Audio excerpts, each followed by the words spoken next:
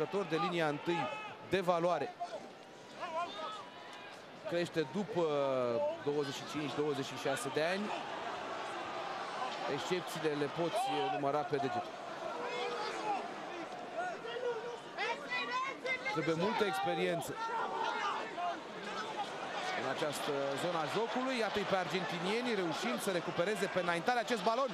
Se leagă foarte bine Lucas Ostilia și Juan Martin Lobe. Pătrunderea lui Ledesma, care este oprit la 2 metri terenul de țintă. Pișot deschide pe 3 sferturi. Om în plus acolo argentinienii care probabil vor marca. Nu cred că a fost eseu. Nu cred că a fost eseu. Am senzația că jucătorul argentinian a scăpat mingea înainte să o culce. Este Manuel Contemponi. Neozelandezul cere ajutorul arbitrului care stă în fața unui monitor pentru a vedea dacă balonul a fost culcat corect.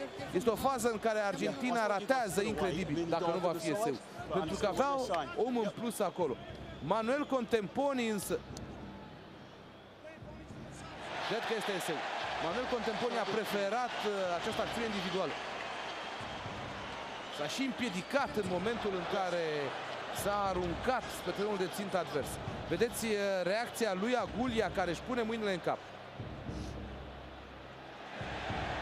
Greu de luat o decizie. Nu știu dacă s-a creat presiune, așa spune regulamentul, dacă mingea este apăsată în terenul de țintă.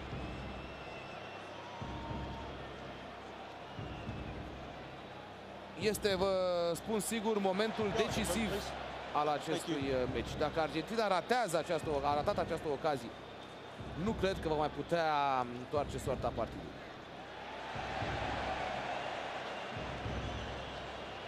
Decizie extrem de importantă pentru